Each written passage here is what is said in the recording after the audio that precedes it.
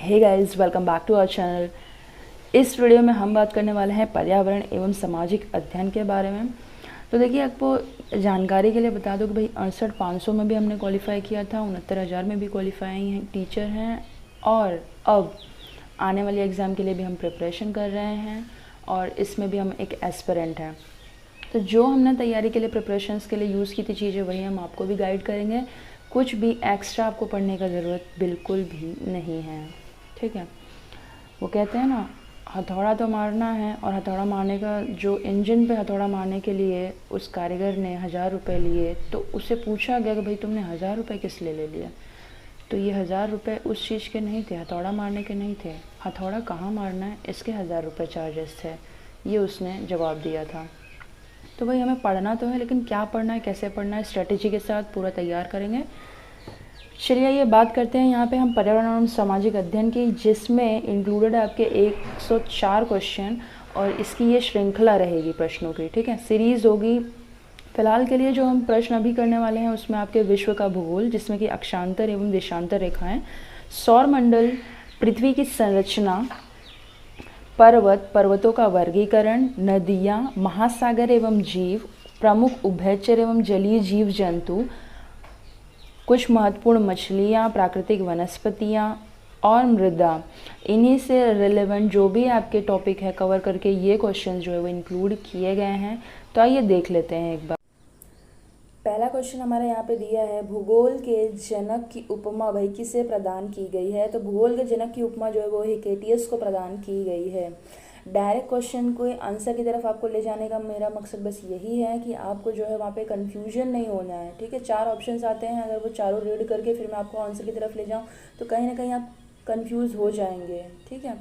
तो इसे पहले हम इन प्रश्नों की एक वाक्य में जो भी आपको उत्तर दिए जा रहे हैं फिलहाल इन प्रश्नों की श्रृंखला करेंगे और इसके बाद जो वीडियोज़ अपलोड होंगी इसके बाद हम जो है वो चार जो आपके ऑप्शंस दिए रहते हैं वो वाले क्वेश्चंस भी हम करेंगे, ठीक है।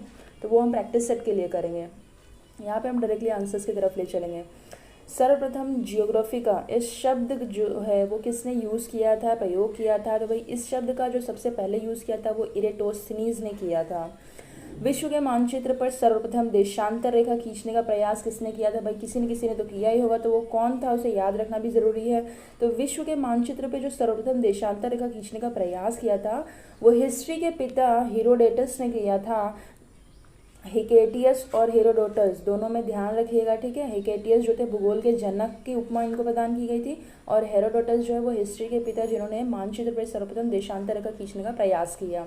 और देशांतर रेखा उत्तरी एवं दक्षिणी ध्रुव को मिलाने की काल्पनिक रेखाएं हैं, यानी कि डायरेक्टली कोई भी ड्रॉ की हुई रेखा नहीं होती है, ये एक कल्पना मात्र की रेखा है। देशांतर को पार करने के लिए भाई कितना समय लगता है, 1 डिग्री देशांतर को पार करने के लिए कितना समय लगता है। तो भाई 1 डिग्री देशांतर को पार करने के लिए 4 मिनट का समय लगता है, यानी कि इस वीडियो में जब आप 4 मिनट पार कर चुके होंगे तो हम 1 डिग्री देशांतर जो है आगे बढ़ चुके होंगे। इसी के कारण 360 डिग्री देशांतर को पार करने के लिए 24 घंटे यानी कि 1440 मिनट का अंतर पाया जाता है। बात करते हैं अगले क्वेश्चन की। यहाँ पे तो ग्रीनविच यानी कि प्राइम मेरिडियन लाइन जिसे कहा जाता है तो वो क्या होती है भाई, कहाँ होती है। तो 0 डिग्री देशांतर इस रेखा को कहा जाता है। तो यहाँ पे जो लाइन है देशांतर रेखा है इस तरीके से होती है और ये जो है आपकी ये है विषुववृत्त, ठीक है। तो 0 डिग्री देशांतर यानी कि जो मिडल की जो 0 डिग्री देशांतर है यहाँ पे उस लाइन को जो है वो 0 डिग्री देशांतर को ग्रीनविच या फिर प्राइम मेरिडियन लाइन कहा जाता है। ये भी आपकी 0 डिग्री है, ठीक है, जो विषुवत रेखा है। अंतर्राष्ट्रीय तिथि रेखा किसे कहा जाता है। तो 180 डिग्री यमोत्तर को अंतर्राष्ट्रीय तिथि रेखा कहा जाता है। बात करेंगे अगले क्वेश्चन की। यहाँ पे तो अंतर्राष्ट्रीय तिथि रेखा जो है वो गुजरती है कहाँ से। तो भाई ये लाइन जो है अंतर्राष्ट्रीय तिथि रेखा जिसको हमने कहा भाई 180 डिग्री यमोत्तर की है, तो ये भाई कहाँ से हो के गुजरती है। तो ये जो है वो बेरिंग सागर से होके गुजरती है, याद रखिएगा बेरिंग सागर से होकर गुजरती है। अगला क्वेश्चन कहता है कि भाई अंतर्राष्ट्रीय तिथि रेखा के पूर्व से पश्चिम की ओर जाने पे समय पर क्या प्रभाव पड़ता है, क्या हो जाता है। तो भाई 180 डिग्री यमोत्तर को अंतर्राष्ट्रीय तिथि रेखा कहा जाता है, यानी कि अगर हम आपका वर्ल्ड का मैप यहाँ पे ड्रॉ कर दें और ये जो है वो प्राइम मेरिडियन लाइन आपकी 180 डिग्री बीचों बीच अगर हम ड्रॉ कर देते हैं तो इस तिथि रेखा पे इसके पूर्व से पश्चिम की तरफ जाने पे एक दिन घट जाता है, यानी कि अगर यहाँ पे आज के दिन में वेडनेसडे अगर है तो यहाँ पे आते आते क्या हो जाएगा, थर्सडे, नहीं नहीं नहीं, थर्सडे इसके आगे होगा। यहाँ पे हम पीछे की तरफ आए हैं तो एक दिन घट जाएगा, यानी कि यहाँ पे हो जाएगा आपका ट्यूसडे, मंगलवार का दिन। ठीक है, एक दिन जो है वो कम हो जाता है पूर्व से पश्चिम की तरफ आने पे। यहाँ पे ईस्ट, यहाँ पे वेस्ट, तो ईस्ट टू वेस्ट आएंगे तो एक दिन जो है वो कम हो जाएगा। दो अक्षांश रेखाओं के बीच की दूरी वह कितनी होती है, तो 111 किलोमीटर होती है। ये एकदम कॉमन सा क्वेश्चन है, बहुत बार क्वेश्चन में पूछा जा चुका है। उत्तरी गोलार्ध में 23.5 डिग्री अंश को क्या कहते हैं, तो भाई कर्क रेखा कहते हैं। यहाँ पे जो आपका ग्लोब है, ग्लोब में आपका ये क्या है, 0 डिग्री विषुवत रेखा। यहाँ पे जो है वो 23.5 डिग्री अक्षांश, जिसे हम कर्क रेखा कहते हैं, ट्रॉपिक ऑफ कैंसर। और यहाँ पे 23.5 डिग्री आपकी मकर रेखा जिसे कहते हैं दक्षिणी गोलार्ध में जो कि होती है, और इसे कहते हैं ट्रॉपिक ऑफ कैप्रिकॉर्न। ठीक है, तो ये चीज़ें जो है वो हिंदी इंग्लिश दोनों में भी आपको पता होनी चाहिए। अगर आपकी जानकारी के लिए आपको बता दूँ, 69,000 में जो क्षोभ मंडल वाला क्वेश्चन आया था उसमें जो है वो हिंदी में दिया ही नहीं था, दोनों ऑप्शन जो है वो इंग्लिश में लिखे थे। ठीक, तो आपको हिंदी इंग्लिश दोनों भी आना बहुत ज़्यादा ज़रूरी है क्वेश्चन की डिमांड के हिसाब से। बात करते हैं अगले क्वेश्चन की, तो भाई यहाँ पे हमने ऑलरेडी देख लिया, दक्षिणी गोलार्ध में 23.5 डिग्री अंश को क्या कहते हैं, तो भाई ये मकर रेखा यानी कि ट्रॉपिक ऑफ कैप्रिकॉर्न होता है। विषुवत रेखा से ध्रुवों की ओर जाने पर अक्षांश रेखाओं की लंबाई पे क्या प्रभाव पड़ता है, तो लंबाई जो है वो धीरे धीरे कम होने लगती है। अब ये कैसे कम होती है ये भी आइए जान लेते हैं। तो विषुवत रेखा पे जब ध्रुवों की ओर जाते हैं तो अक्षांश रेखा, अक्षांश रेखा पहली चीज होती क्या है, ठीक है, अक्षांश रेखा है हम जो है इस तरीके से ड्रॉ करते हैं। यहाँ पे जो इसका अक्षांश रेखा का दूरी होगा वो सेम यहाँ पे भी तो नहीं होगा, यहाँ पे जो है वो आते आते कम हो जाती है। अगर ड्रॉ करके आप खुद ही देखें तो ये लाइन ही देख के पता चलती है कि यहाँ वाली लाइन बड़ी है, यहाँ वाली लाइन छोटी है। तो लंबाई धीरे धीरे जो है विषुवत रेखा से ऊपर की तरफ जाने पे ये जो है वो कम हो जाती है। और सेम होता है देशांतर रेखाओं के साथ भी। आइए बात करते हैं अगले क्वेश्चन की। तो ध्रुवों की ओर जाने पे दो देशांतर रेखाओं के मध्य की दूरी पे क्या प्रभाव पड़ता है, तो ये भी जो है वो क्या होती है, कम होते जाती है। आइए देखते हैं कैसे। तो यहाँ पे जो है अगर हम ड्रॉ करते हैं अक्षांश रेखाएं तो ऐसी होती है, देशांतर रेखाएं वर्टिकल होती हैं। अब ये क्या है, यहाँ पे यानी कि विषुवत रेखा पे जो इसकी दूरी होगी, क्या ध्रुवों पे यही दूरी होगी, नहीं होगी ना, यहाँ पे बड़ी है लाइन, ठीक है, यहाँ पे ड्रॉ करने में भी छोटी जगह पे ड्रॉ करना पड़ रहा है, तो इसका मतलब क्या है, जगह कम है, यानी कि ध्रुवों की ओर देशांतर रेखाओं में भी डिस्टेंस कम होते जाता है, यहाँ पे दूरी जो है वो कम होते जाती है। बात करते हैं अगले क्वेश्चन की। तो भाई सौर मंडल का आकार कैसा है, तो भाई सौर मंडल जो है गोलाकार है, तस्तरी नुमा है। लेकिन आपको अगर क्वेश्चन में पूछ दे तो भाई आपका आंसर यही होगा, तस्तरी नुमा होता है। सूर्य के सबसे निकटतम का ग्रह कौन सा है, तो भाई सूर्य के सबसे निकटतम यानी कि सबसे करीब का तारा कह सकते हैं, सबसे निकट का तारा, सबसे पास का तारा जो है वो है आपका बुध ग्रह। ठीक है, पृथ्वी सूर्य से निकटतम ग्रह है, कौन से नंबर पे है और कौन सा है, दोनों भी यहाँ पे बता दिया है। तो पृथ्वी सूर्य के निकटतम 3rd नंबर पे ग्रह आता है और ये आकार में 5वां सबसे बड़ा ग्रह है।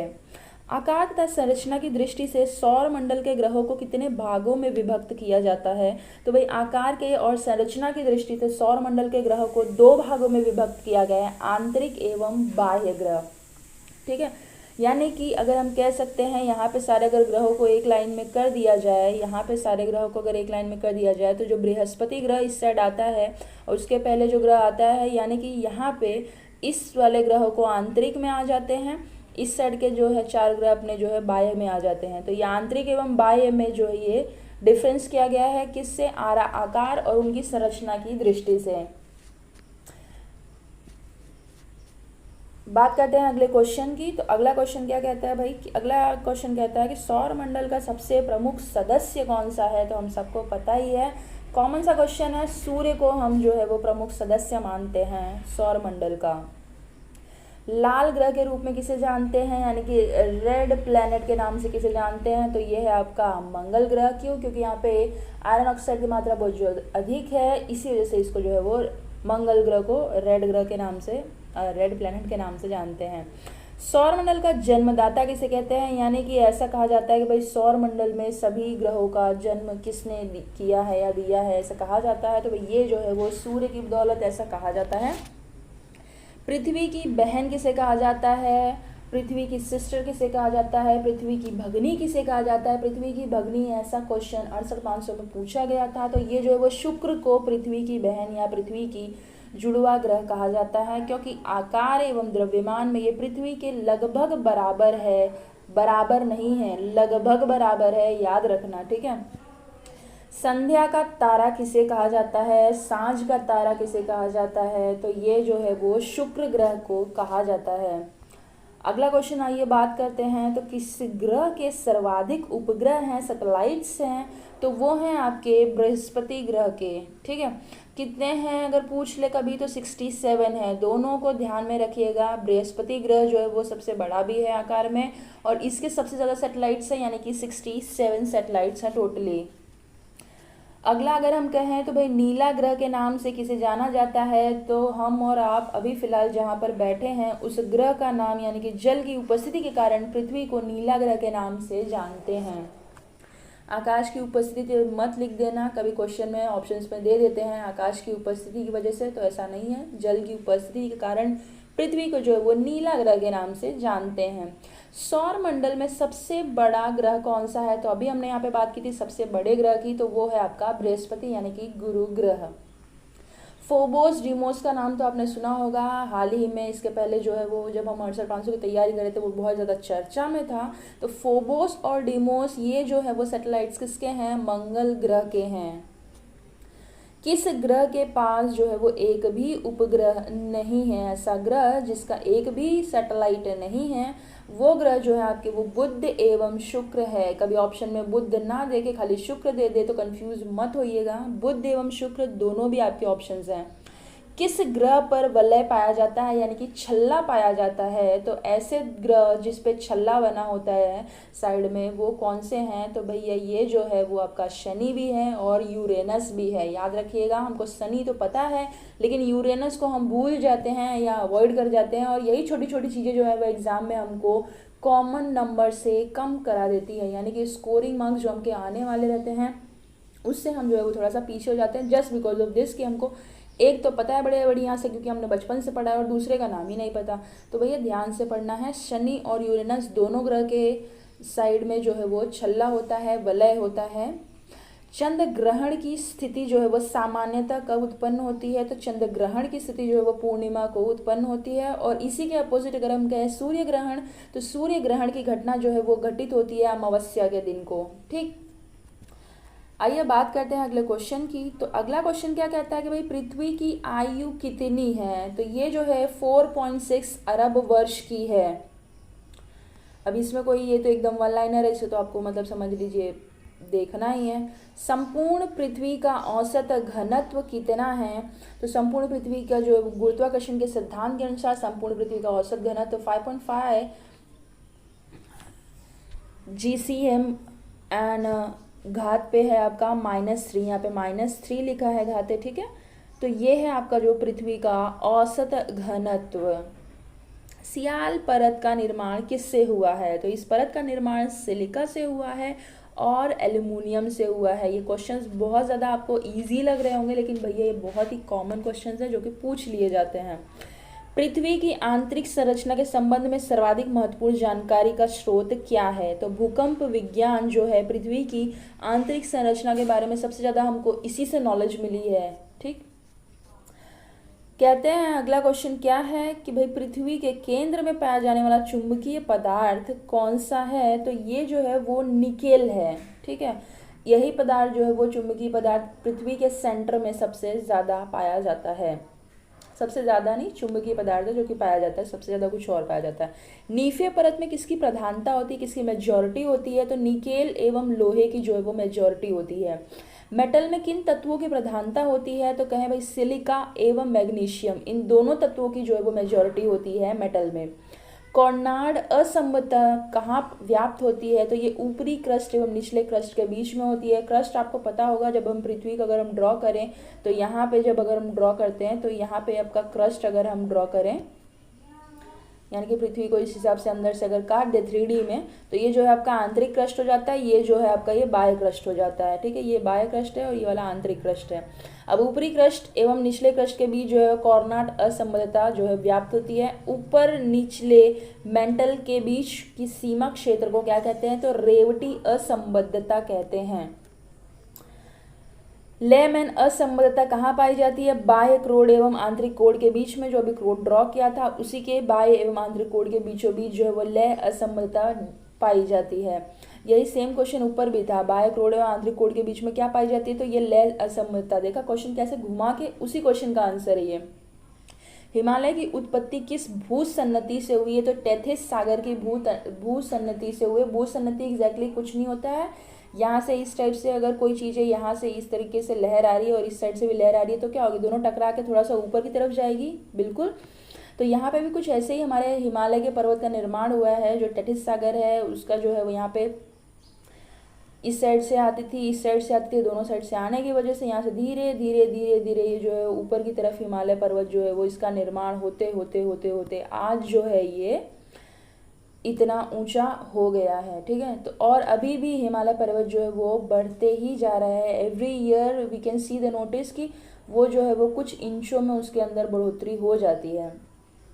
विश्व की सबसे लंबी पर्वतमाला श्रृंखला, या फिर कह सकते हैं कि भाई कौन सी है, तो एंडीज पर्वतमाला या एंडीज श्रृंखला जो है पर्वतों की, वो सबसे बड़ी विश्व की लंबी पर्वतमाला है। और ये एंडीज की कहाँ आती है, अफ्रीका, आपने जानते हैं अफ्रीका में यहाँ पे जो है आपकी एंडीज पर्वतमाला पूरी आती है इस साइड में। कौन सी पर्वत की महाद्वीप जल विभाजक के रूप में जाना जाता है, तो भाई कौन सा पर्वत जो है महाद्वीपीय जल विभाजक के रूप में, रॉकीज पर्वत को जो है जल विभाजक, महाद्वीपीय जल विभाजक के रूप में जाना जाता है। विश्व की सर्वोच्च पर्वत चोटी माउंट एवरेस्ट को किस देश में रखते हैं, भूल के भी मत लिख के आना, इंडिया में नहीं है, ये है नेपाल में। और अपने यहाँ की अगर पूछे तो वो होगी कंचनजंगा। उत्तरी अमेरिका की सर्वोच्च पर्वत चोटी क्या है, तो माउंट मैंकीले जो है वो उत्तरी अमेरिका की सर्वोच्च पर्वत चोटी है। अगला question, Rockies, Andes, Atlas, Alps, Himalaya, ये सारे पर्वत जो है वो किस टाइप के पर्वत हैं, तो ये एक वलित टाइप के पर्वत हैं, वलित पर्वत हैं कह सकते हैं। हिमालय पर्वत किस प्रकार के पर्वत के अंतर्गत आता है, तो हिमालय जो है वो नवीन वलित पर्वत है, क्योंकि न्यूली इन्वेंट किया गया है, जो है टेथिस सागर के संकुचन वगैरह से जो ये निर्माण हुआ है, इसी वजह से ये जो है वो नवीन वलित पर्वत के कैटेगरी में आता है। विश्व की सबसे लंबी पर्वत श्रृंखला या पर्वतमाला कह सकते हैं एंडीज पर्वत श्रृंखला, जो कि अभी आपको मैंने बताया अफ्रीका के जो है यहाँ पे इस साइड में, यानी कि आपका ये ईस्ट में कह सकते हैं एंडीज पर्वत श्रृंखला पूरी की पूरी यहाँ पे आती है। ब्लैक पर्वत किस प्रकार का पर्वत है, तो ये भ्रंशेप्त पर्वत के नाम से जाना जाता है, ये जो है वो भ्रंशेप्त पर्वत है। अरावली, राजमहल, नीलगिरी, सतपुड़ा सभी अपने भारत की पहाड़ियाँ हैं और ये जो हैं अपनी अवशिष्ट पर्वत से निर्मित हैं। तो गाइस आज के लिए तो बस इतना ही, मिलते हैं अपने अगले वीडियो में, तब तक के लिए जय हिंद।